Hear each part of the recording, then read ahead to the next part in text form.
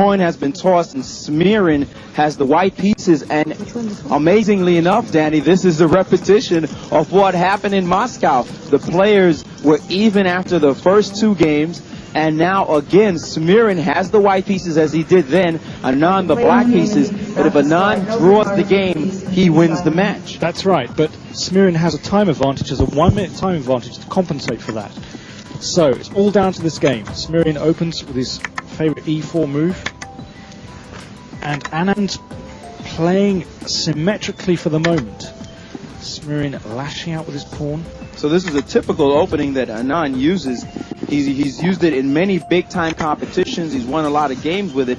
And now, just playing quickly, all he needs to do is draw, and he'll move on to the next round. Kasparov awaits the winner. So that's a slight surprise. Anand thinking about this move. Slightly unusual. Now, what's he going to play? I've never seen Anand so uncertain. It's incredible. He's spending a lot of time on his clock, and you have to remember that he's spotting Smirin a minute, and for him to be thinking this deeply, and it's only like the fourth move on the board. It's incredible. Smirin playing very cleverly here. Now, what's he going to do? Not thinking. I think this is unbelievable. He's almost spent a minute, 20% of his time for 4 moves. It's incredible, the uncertainty of this strong player. He clearly is a bit off form. He better get back in form, or else he's going to be out of this competition. He's under 4 minutes now. It's crazy. Come on, Vishy, make a move. Make a move. Madness. Come on. This is unbelievable. This is shocking.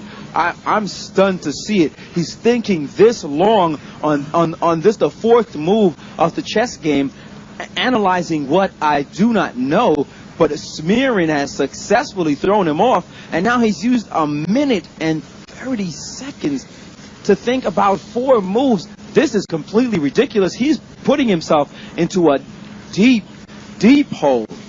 Yeah, I mean, this simple recapture of the pawn by white is a little bit unusual. Normally you attack this knight first. Having said that, the position is fairly simple. What is Vishy doing? He's finally made a move. I mean, could it have been that dramatic? I do not know what he was thinking about, but it's certainly surprising. He spent all that time and finally he's chased the knight. Although he's renowned to be an incredible speed player, we've seen him uncertain in this match. He needs to get his form back, and he's lost a lot of time in the clock, and he needs to start whipping out some moves. And finally, he's pushed his pawn up, and now he's beginning to play a little bit quicker. The bishop attacking, and now his knight has come out into the game, and now he's speeding up. The king is castled. So this is a fairly well-known position, but Anand has used almost 2 minutes to get there. I just don't know what he was doing. So he's played this way before. This is a known theoretical position. So Anand knows it very well, but he's moving. He's used a lot of time on his clock. He's used a lot of time, and now he's under 3 minutes. And Smirin has not even used 1 minute. He's not even used 60 seconds on his clock. Anand already used about 2 minutes, 15 seconds. So the time could be a crucial factor here. Anand's position is fine, very solid, reasonable. He has great experience with this opening, but he's down on time. He's exchanging off pieces now. His knight has to drop back, and his drop back to the center. The knight kicking at this bishop. So let's suppose he wants to save that bishop. Well, then he'll have to drop it back 1 square. He doesn't want to do that. He's left it alone. Smirin increasing the pressure. Now, this knight is stopping this attack down towards the king. The queen and bishop in a very threatening battery down here. So the pawn has come up. He's taken. Oh, this is fantastic. He's taken this pawn. He's sacrificing a piece. And now Smirin has collected another pawn. It seems as if he thought he was going to win this knight, but Anand has defended it quite simply with this bishop move, and maybe Smirin is going to be down a piece. Okay, but Smirin has 2 pawns for this piece, and he's now got a third. So he has 3 pawns for the piece. That's compensation itself.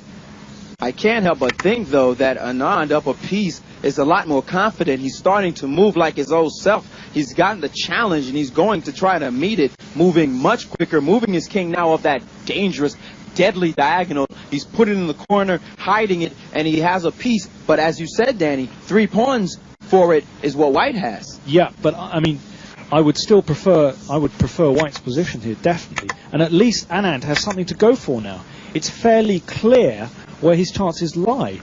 So he's down on time, but he's got something to play for now. He's whipping off moves. There's suddenly a pause in the situation. Look at Smirin's bishop. Despite being a piece down, he has some healthy bishops sitting in the middle of the board, and he's attacking a pawn, and Anand has ignored it. This is why they call this a shootout. Both sides' guns come out blazing, and now making sure that no attack happens, and Anand has sacrificed the bishop in the middle, but of course he would gain that queen, and he sacrificed his rook for the bishop, and now he's attacking a rook and a queen. This is fantastic battle going on here. So the reason he's done that is to trade off pieces.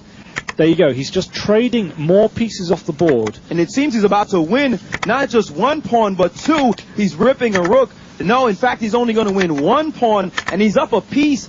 And Danny, this is like a quick turnaround, and Anand is just up a piece. Okay, he's up a piece, but he's taken a pawn. Fantastic. And he sacrificed his queen. Unbelievable sacrifice. Anand showing his form. So, at the start of this, Smirin had 3 pawns for the piece. Now he's only got 1. Vishy has a clearly winning position here. The only problem is time. He has about 1.5 minutes to try and win this game. Smirin has over 3 minutes. And look at Anand display his skill, his accuracy, and his moves, moving quickly, showing just why they consider him so fast and so rich a speed player. He's just moving quickly now. He's at a big disadvantage on the clock, but he's got an extra piece. But this is not over yet. This game is not over.